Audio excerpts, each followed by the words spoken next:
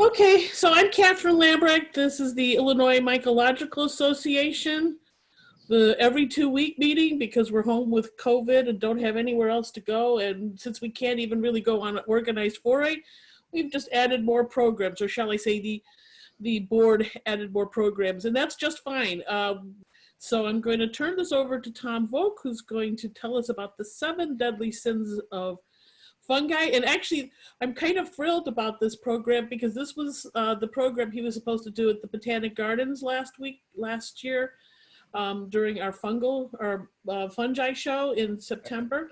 I wish I brought my dining room table with me because that's where my computer was. Yeah, so poor guy had to tap dance and create a program on the fly. But I know he knows a lot of stuff, so that probably was a very entertaining program. So I wasn't even in town during this program, so I'm going to be thrilled to see it. Now, by the way, if you don't want to see anything but the slides, if you'll see up in the upper right corner above my head, perhaps, or maybe your head, whatever's on the top row, you'll see something that kind of looks like a keypad. And then there's something that looks like just a little dash. And if you hit the dash, all you'll see is the keyboard. I mean, not the keyboard, but you'll see the screen with Tom. Anyway, I'm pointing at it now so you can see.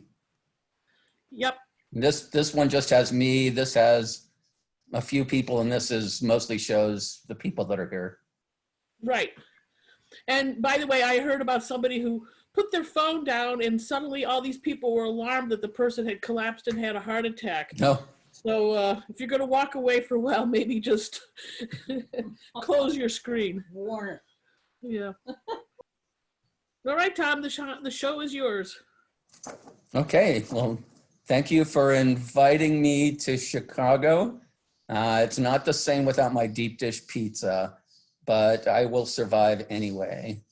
And so I'm going to talk to you today about the 7 deadly sins committed by fungi.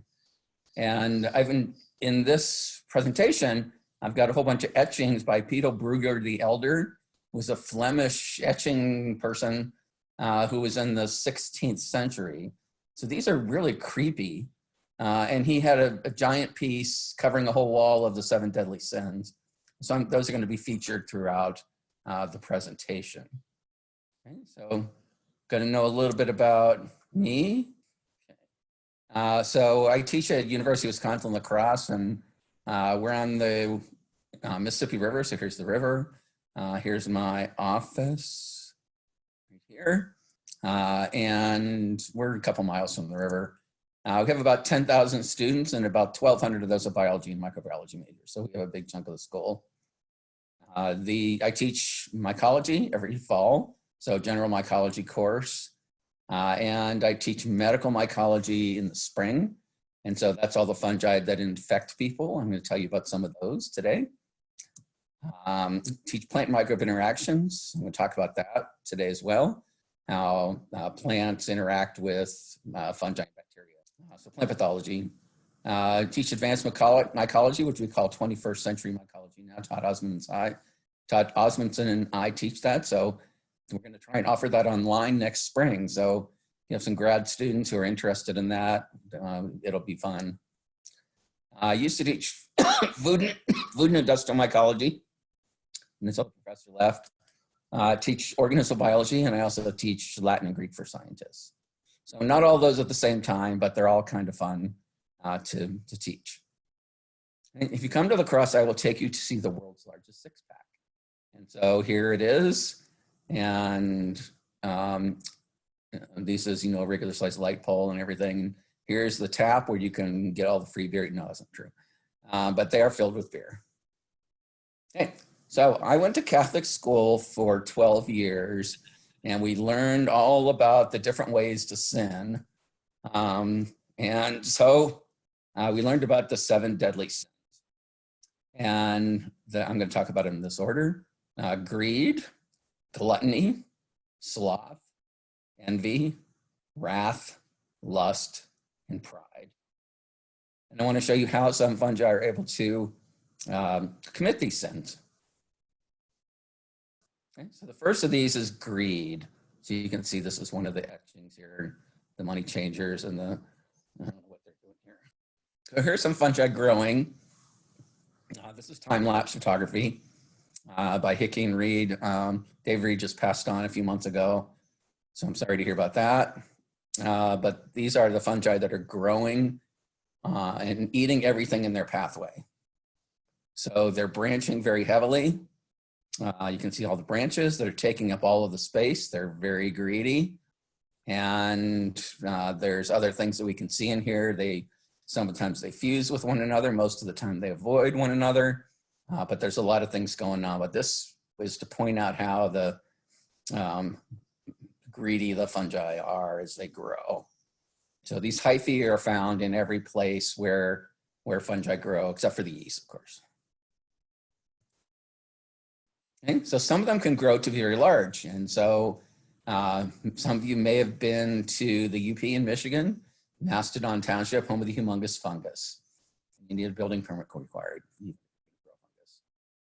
And so they have a festival there every year. Here's John Rippon, who passed on a couple years ago, who many of you might know from the Chicago Club, Carol Lanford Cook from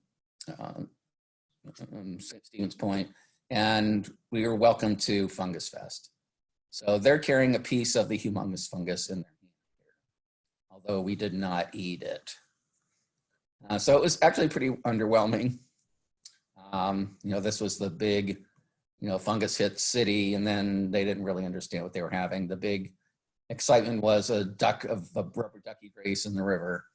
So, and you couldn't find anything about fungi except, but you all heard about this, and they decided they were going to make a truck about it.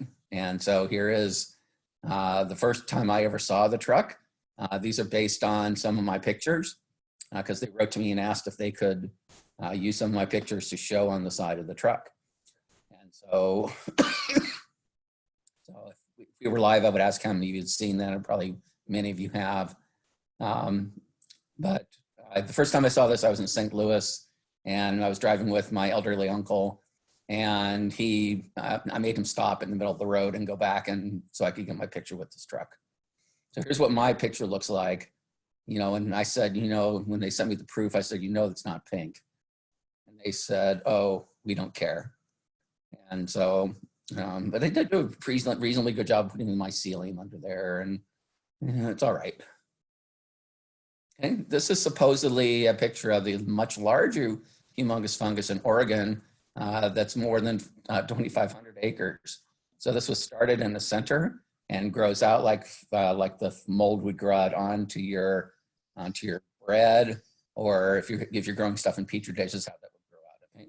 There are also some greedy lichens. So look, there's this one is called Physia, this gray one, and it's pretty good at getting its own algae. But Xanthoria is not. So this yellow one. And so what happens is the Xanthoria lands on the Physia and it steals algae from the Physia. So the Xanthoria is stealing, like a cattle rustler, is stealing the algae from the Physia and doing very well, and usually eventually takes it over. But they're both doing pretty well right here. Okay, this is actually really, really common. Trees in the parking lot often have it. Okay, next is gluttony. So people can be gluttonous about fungi. So here's Gina and Kevin Bone. I was visiting them in Colorado, and they found a big patch of chanterelles. So these are the rainbow chanterelles in the Rocky Mountains, and they're beautiful. They are really delicious, never have bugs, and quite meaty, although not very big. And then lots of porcini. So one can be very greedy when one finds gluttonous, when one finds a lot of mushrooms like this. So these are beautiful. Boletus rubriceps is probably what the species we would call. Also, other big mushrooms that have become gluttonous themselves. And so this is a giant puffball, and my friend Heather holding it. And it's a big puffball, probably in the order of 4 or 5 quadrillion spores. So huge amount of spores, and most of them are not making it to maturity. Okay, so here's some Others we got on the same day. Okay. This is a fairy ring I found of giant puffballs on a different day. And these are all about the same size as the other ones. It's about 1.5 feet across. And there were 53 giant puffballs in this ring. And all of them were in the edible stage except for one of them. Okay, so that was a good day. And, this was it's a fairy ring. And so something had started in the middle and grown to the outside, probably for several years, and eventually made a ring to the outside. So we're going to see these kind of fairy ring kind of things later when we look at some other stuff. Okay, so here's a polypore. Yeah, looks like a polypore. But this tree is 3 meters across, so 9 or 10 feet across. And this polypore is 42 inches across. Okay, so this is Bridgeporus nobilissimus, a giant polypore, and only grows on noble fir with a very large diameter.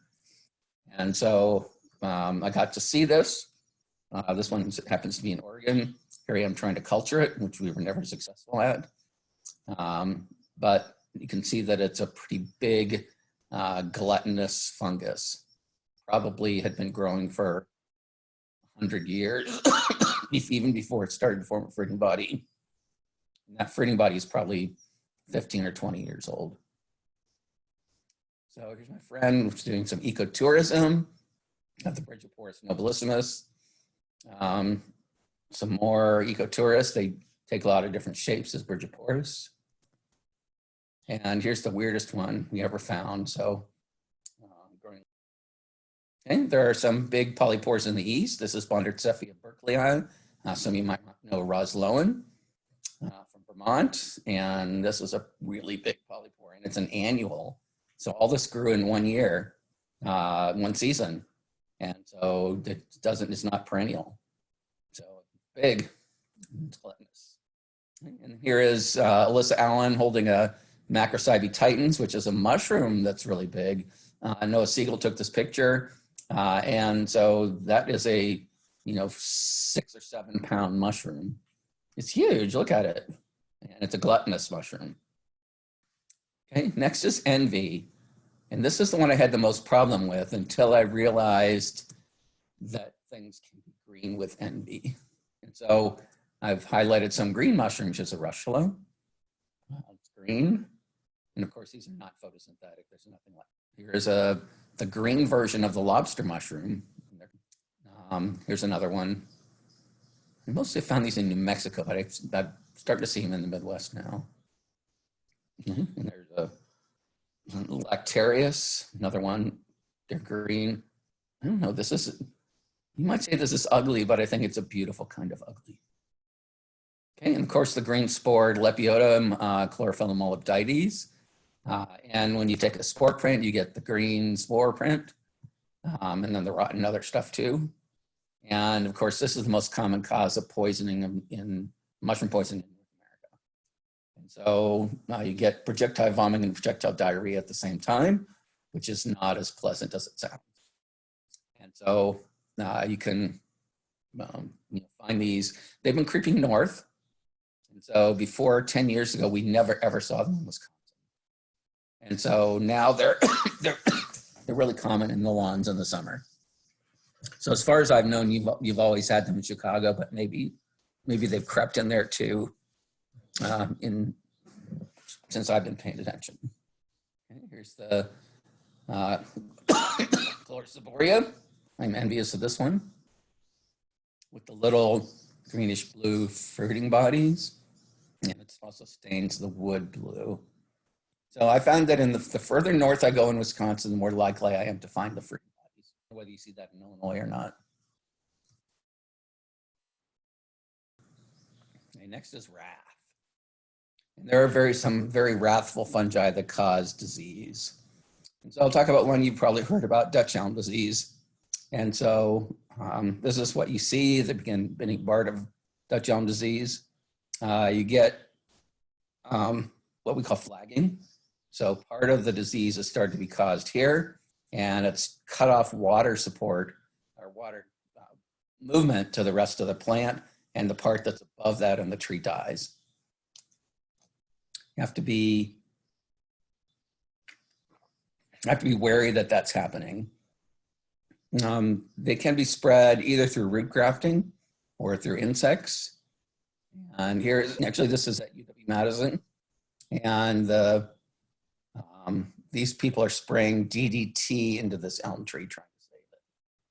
And so I can hear you gasping even though your microphones are not on. But you can see there's no precautions being taken. And people did a lot of dumb stuff in the 70s. Tom? Yeah. There's a problem with your microphone. It goes in and out. I don't know if the connection's loose or what. That's me coughing. No, throughout. It's not just your cough. It's the microphone connection somewhere. I don't do my best. I'll move closer. It's not the sound level. It's the connect. It's loud and then it's muted or quiet while you're talking up and down. I don't know what to do about that. I'll try to talk louder. Okay, so it's hard to find cartoons about diseases, but here you go. Ziggy's picture tube is okay, but the cabinet has Dutch elm disease. And Ziggy is over his original virus, but he caught Dutch elm disease from the tongue depressor. And this is not that far-fetched. There's a fungus called Sporothrix, which is related to Dutch elm disease that can grow on wood. And so hypothetically, you could get something like Dutch elm disease from a tongue depressor that is got little bristles in it. But these elms die and we get morels. And so we're in the heart of morel season now here. You've probably seen this before. This is the most decadent way I ever cooked morels. My friend Toby Fiveone was visiting from New Orleans and she brought me crawfish tails and I stuffed them into the morels, slathered them in butter, and then I cooked them over the open flame. And then when I served them, I sliced them this way. And so there's the stuffing of the crawfish tails in there. It was really good. Sudden oak death is a disease in California that probably will make its way here at some point, although it might be too cold. So we'll see. And so this is killing trees. This is at Muir National Monument where the tan oaks are dying very quickly, sudden oak death. So here's one. It dies pretty fast. Okay. There are a bunch of other plant pathogens like corn smut, which is devastating to the crop. But if you are Mexican or you know what you're doing, this is huitlacoche and is a delicious edible mushroom. It tastes like a combination of corn and mushroom, which is what it is. And then here's John Palmer with the chestnut tree, and chestnut blight has devastated the chestnuts in North America.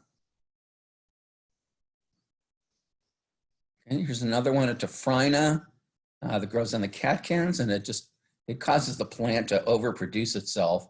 So there's a bigger surface area for bearing the spores. A closer view of that. So these are really common on the alders. Okay. There are some toxins, mycotoxins, that are produced by fungi. So there's well over 600 mycotoxins. And I'm actually going to give a whole podcast on mycotoxins. I've taken it this week, and I'll post a link when it's available. And so aflatoxin is the best known of the mycotoxins. It was the first one discovered. The peanuts can be easily contaminated because they grow on the ground. And so Aspergillus flavus is where afla comes from, a few other closely related species. It's found in peanuts, nuts, and peanut butter. So you might have had this.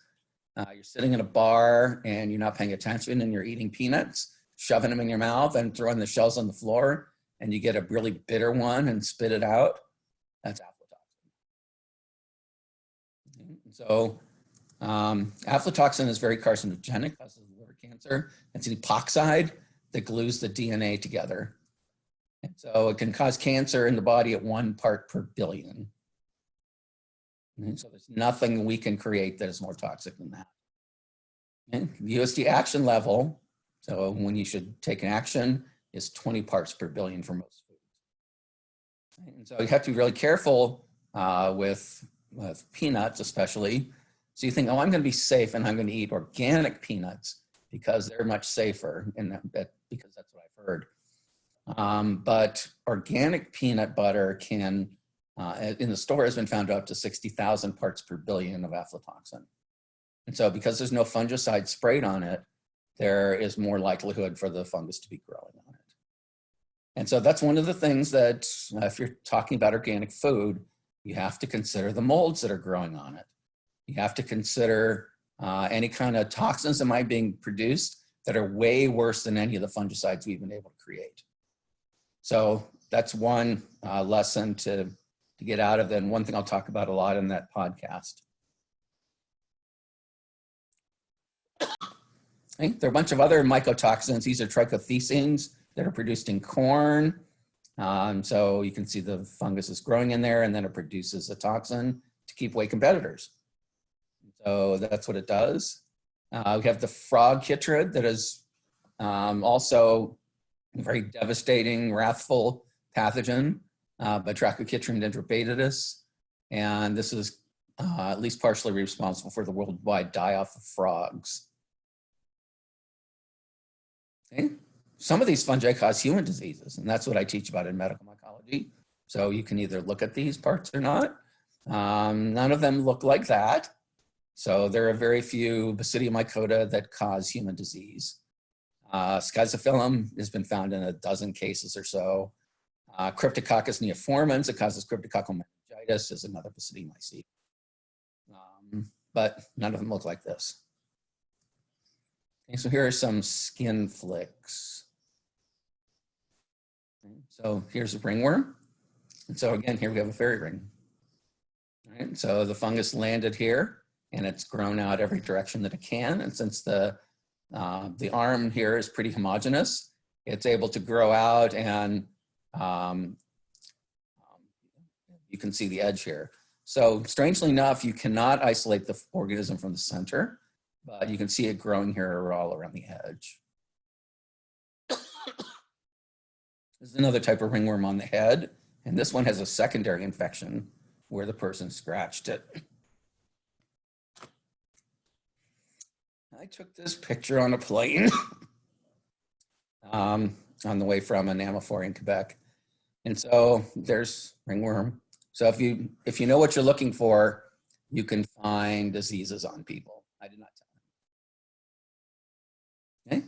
Candida albicans is the most common cause of human infection. 3 out of every 4 women will get a yeast infection sometime during their lifetime, statistically. And so Candida albicans is the main cause for that. I'm not going to show you those pictures, but this is a oral thrush. So it grows Candida grows as a biofilm on the body. And again, it's a place that's moist and it's warm.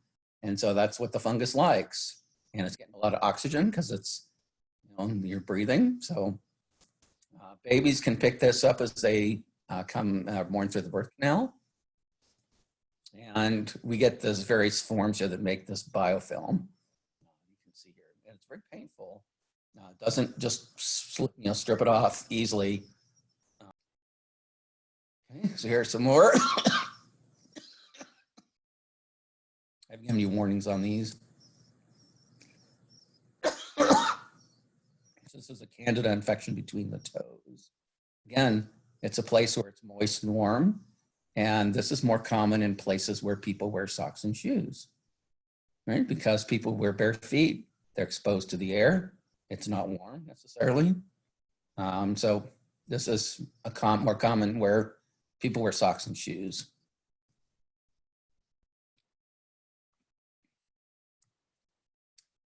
Okay, so this unfortunate person was nailing up a picture, a nail for a picture, and missed and hit his finger, his thumb here. And there happened to be a fungus on the hammer, and that inoculated into his thumb. And from there, you can find this fungus that's growing. It's been stained pink, but it's a dark hypha. Here's another interesting picture. And so this person did have a stick in their eye. And so this is called keratitis, and it's infection of the cornea. And so here's a closer view of that. I told you not to look if you didn't want to. And so here it is. A lot of it is dropped, but a lot of it is here and growing in the cornea. So the cornea is a little petri dish waiting for a fungus to grow on it. And so this one happens to be Pseudoscheria. But there's a number of fungi, especially Fusarium, that are a problem, especially with contact lenses. Okay. Valley fever is a fungal disease. It's very wrathful. It's the worst of them. This is in someone's lung, and this is what a fungus ball is what we would call it. So this is all fungal material. There's an allergic reaction called desert bumps. So this is found in the desert Southwest, the San Joaquin Valley, into New Mexico, Arizona, Texas, and Mexico. So tiny, tiny spores. It can pass a 2-micron filter, and it changes in the bodies to evade the immune system. So nasty fungus. There are rumors that it was being developed for biological warfare, but it's just way too dangerous to even deal with. Okay, so here's what happens. So notice that this is the same person. So notice the dates on here. This is 2 months apart.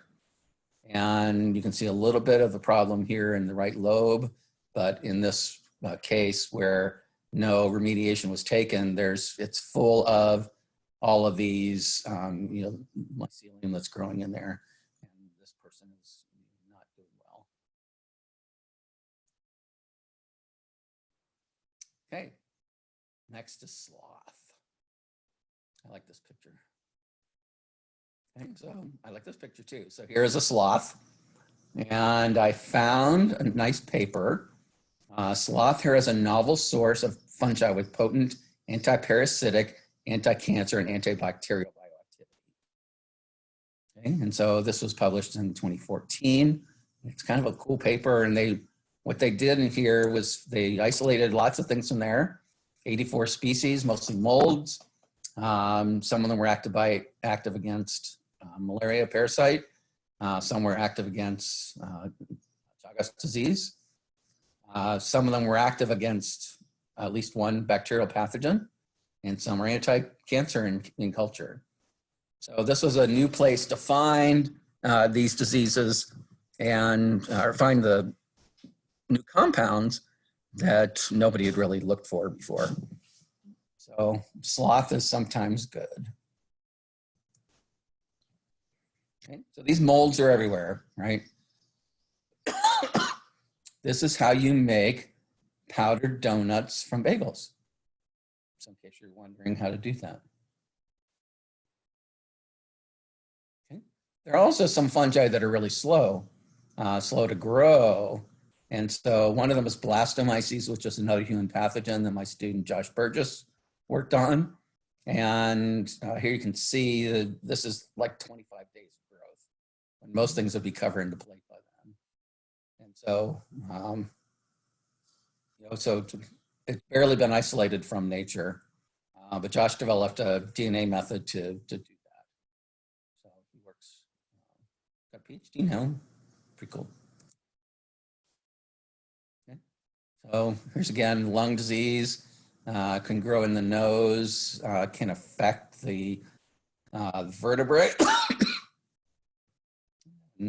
It grows from the inside to the outside. Next is lust. If you have any small children, you don't necessarily want them to watch this part.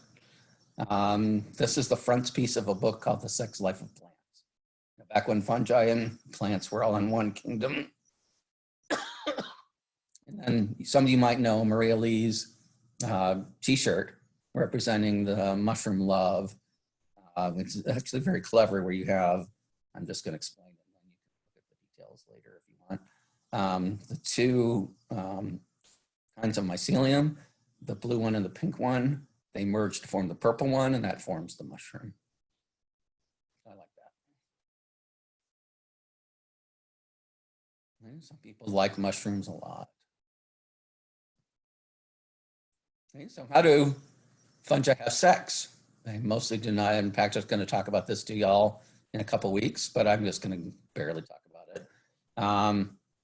Most of the Basidium mycota, don't have special organs for sex. Wherever they touch, that's it. They don't have gametes, but they just have nuclei that act as gametes. And wherever they touch, they can fuse, as long as they're compatible. And so this is akin to the jellyfish here.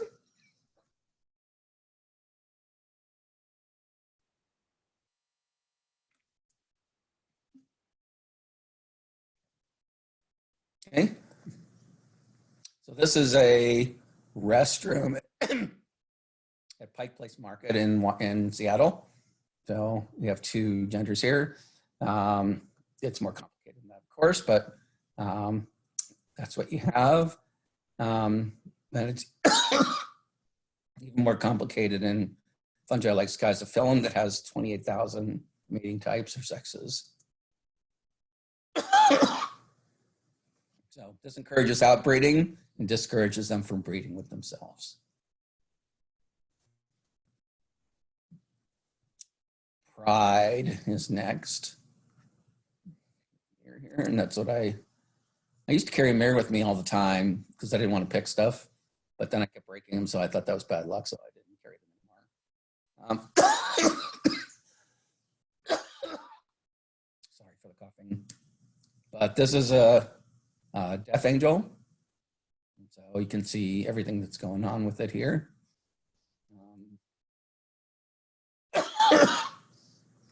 Very prideful, this Amanita. And of course, the most impudent of them is Phallus imputicus. When you look it up, it says lacking modesty or marked by contemptuous or cocky boldness or disregard of others. So there you go. But of course, these are fertilized kind of by insects, and they smell bad so that they are, insects are attracted to them, and then they travel between fruiting bodies, and then they actually release the spores in different places as they're going to actual meat, and they can, fertilize bring the two mating types together from different individuals.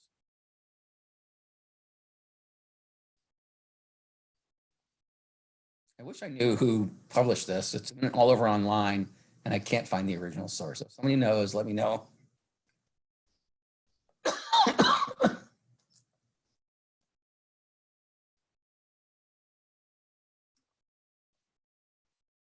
So here are some stinkhorns from Hawaii, and it turns out that these attract mycologists. And so here's we are at the MSA 4A when it was in Hawaii several years ago, and so everyone had to have their pictures. I think that's before selfies were invented. And so I found this on the Delta of the Pearl River in Mississippi. This was when I was really just starting out, and I hadn't really been to the South, and this is just weird. So there were two eggs here, and then one that emerged out of the egg. It's just really strange. Okay. And then a dictyophyra. This is probably back in Phallus now. Okay. So lots of things that are prideful. These, just like pretty mushrooms. Like there's indigo, green eggs and ham. Leucopholiota decorosa. It's really pretty. Need to find this. And then Omphalotus illudens. This is a shot from the Viewmaster of Alexander Smith's mushroom in their natural habitats. And so in 3D, this is really spectacular because you have the Viewmaster and you look at it and try and figure out, cross your eyes and make it 3D. It's really nice.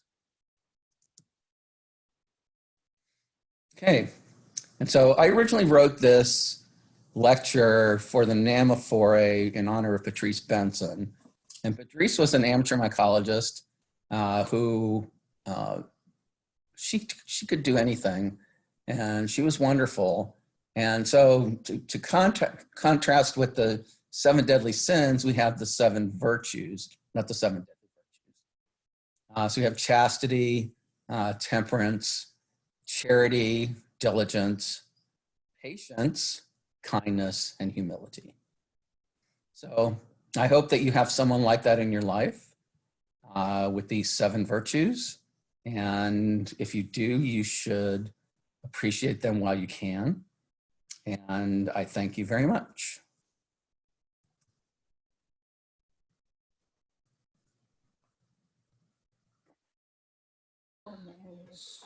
So now if people have questions, you can unmute yourself and ask. But I'll ask the first question if you don't mind. I heard the thunderous applause.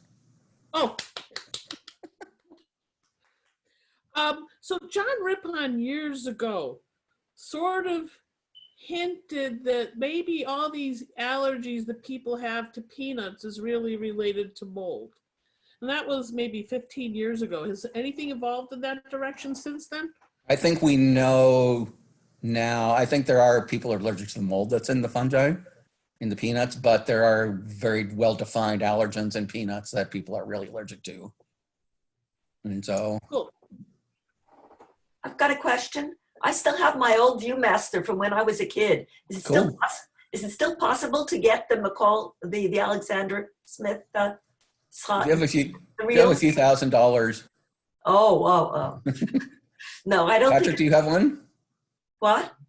I have a copy. I have a copy. It was $300 or $500. I don't remember. But I'd like to borrow it sometime when we're allowed to see each other then, Patrick. you have white gloves? Yes, I do actually. I got them for Halloween, but they go up to my elbow, so they're good white gloves. I have his book too, which I should read. Mushrooms in Their Natural Habitats. It's supposed to be good. Do you have the fake book that holds the? Yeah. No, I don't have the fake book. I got that. I do too, but the book's okay. I mean, there's a lot of natural history in it. Yeah. The slides are what's the Viewmaster that makes it special, though. It's before you could really do color pictures in books, sustainably or for real. Somebody asked whether the fungus in the eye person could lose their eyesight. It's actually pretty superficial. So it's only growing on the cornea, but there could be so much irritation to the eye and you scratch it and other things could get in there. So that person was saved, but there are other ones where that is not the case. By the way, when you see a guy with ringworm on the airplane, besides taking a picture of it, do you go, "Pardon me, sir, do you know you have ringworm?" No. That could be valuable information. If I had been in some kind of, conversation with them about something else, I probably would have mentioned it. But I have friends, I tell them they have ringworm.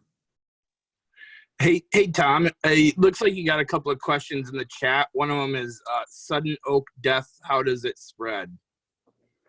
So sudden oak death it's not really a fungus. It's related to the organism that causes the potato famine, and it has spores that swim. And so it also has spores. The spores that swim are contained in larger spores, and they blow around in the air, and then they get stuck on the plant. But it probably was imported from, the latest I've heard is from Germany, but I'm not sure whether that's true anymore. And infected a lot of other, it's devastating to a lot of different plants. If I can add something, Tom, you were saying you know about here, but it's been reported in a couple of nurseries, I think in a couple other places, so it's put on up. So hopefully it can't totally overwinter, but it has been reported in some nurseries. So in the Chicago area? No, in eastern U.S., I think it was maybe Okay. Kentucky or Okay. Kentucky or Ohio, one of those places. It's That's still, I don't know whether, but yeah. I think we might be too cold, but global climate change and all that. Is the greening disease of citrus, is that a fungus? Oh, let's think. I believe it's a virus, Oh, but it's pretty nasty. We studied that in our plant microbe interaction course. I mean, that's why we have the broccoli police at the border, yes. because of all that. And that's a big deal. I have a question, Tom. Are those Mushroom Love t-shirts still on offer? No. Figured it The was. student made them, it's been like 15 years. Gotcha. She's had so many requests to reprint them. She may do that sometime. She's Well, I in hope she does. she's in Malaysia right now. Oh, so might be a minute then. Yeah. You could put it on a one of those print-on-demand places. Yeah, sure. Thank Or you. there's a website I know where you can set up your own designs. You have the image and you put it on a shirt, so they can put any image on a shirt. Hmm. I just She says she may get a bug. Hey, Tom, I just looked up, and so they have found Phytophthora ramorum on other things, in big box stores, on rhododendron and whatever else, in Illinois, Indiana, in the Chicago region. They haven't found, according to the Illinois Department of Plant Clinic, they haven't found it on oaks yet, but it's only a matter of time before it jumps ship. If it's here, yeah. Dave Rizzo did all the tests for susceptibility of all the eastern oaks, and they're all susceptible. He did them in his greenhouse in California. Yep. So I guess it's the issue of when, not if. Yeah. Maybe it's too cold. I don't know. We can hope. Are there any more questions? I'll answer any questions you want. It doesn't have to be about this. So Tom said we could post this video online, so we'll most likely have this recording up later on the club YouTube channel. Okay, great. That would be terrific. Well, Tom, thank you very much for your time. Yeah, sorry for the coughing. It's really dry in my house, and so I'm having problems. But I don't have the virus. Good. And you know what? If you had anything, none of us could catch it, which is just a delight. I wasn't worried about you. I'm worried about me. Let's put it that way. I'm totally selfish on this. Well, maybe someday you'll come back and talk more about like medical mycology. Oh, absolutely. And do you still do research in foods and such? Because you said that. A little bit. I still have, I'm on my last 3 grad students, so I don't know what one I'm just going to work on. Well, Thanks, unless there's. Tom. Thanks, Tom. Good night. Good night. Thank you. Thanks for having me. Thank you for your Thank you time. so much. Good night. You're Thank welcome. you. Good night. Thank you, Catherine. You're welcome. Tom. And then if anybody's going up in Tom's direction and wants to bring him a pizza, he'll be forever grateful. And hi to Dan. I just saw his name and then I missed him. Hi, Pat. Hi, Tom. Hey, Dan. Hey, Dan, how are you? I'm well. James. Are you? How much lockdown are you in? You're up in Madison, so what's the situation for you right now? Oh, the city is still supposedly locked down. We're locked down because we're not going anywhere. Despite, the Wisconsin Supreme Court, it still looks the same here. But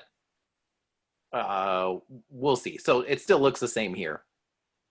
Yeah, well, nothing's changed here either. At least from my point of view. Well, I did find out the dentist is now available again, so woo woo. Got that in 2 weeks to look forward to. Yeah. my once every 3-month ponytail trimming I've been able to do at home. So Oh, no. it hasn't been a huge disruption here, but USDA is still open for business. So have been working from home consistently and trying to keep field work and plants and fungal culture collections and all those things alive. How much effort does that take? More than I wish it didn't take nearly so much. The fungal culture collection is one thing. When you sign up for we have programs for breeding trees for Dutch elm disease resistance. So CFMR has now gotten a little bit bigger purview, and we're part of the bigger group that's in Ohio and also doing tree breeding for resistance. And that includes Dutch elm disease as well as emerald ash borer. And it turns out keeping 25 to 30,000 fungal cultures alive seems like nothing compared to trying to if you've got 25,000 grafts that you're supposed to make within 1 year, because all of the trees need to be tested for emerald ash borer resistance this year, and if it's not done this year, next year they'll be too big for the assay. So we've had a lot going on here, just trying to figure out how to salvage as much as we can for this year's research. But Challenges everywhere you go. Haven't responded to your email. That's why. If you missed Dan's talk a month or so ago, that is on our that's on their YouTube. Hopefully you edited out all the mistakes and you put on all the right names and all the pictures, right, Pat? Yeah. That's why it took a while. I edited out a few burps and things, but yeah. Great. Okay, well, Tom, say hi to Todd if you, Yeah. I could probably say hi to Todd as well as you can, right? Virtually. So, but anyway. Perhaps. Mm-hmm. Send our best to everybody. He said teaching at home is like putting his desk in the middle of a daycare center. That's what he said me too. Because he got 4 young ones at home. Oh, Wow. 4 from under 10. He's got 4 now? Wow. And the worst part is you have to still turn around and then teach the kids, right? Yep. Right. Yeah.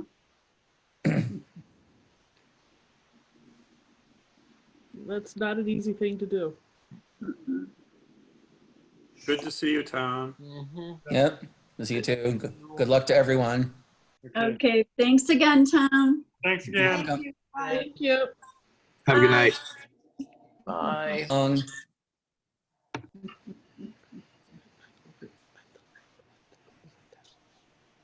I don't want to be.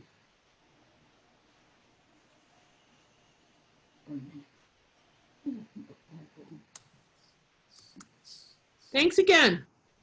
Welcome. Thank you. All right, I'm the last to shut down because I don't like to find that somebody wanted to say something last moment and I'm like mid-sentence off at the heads.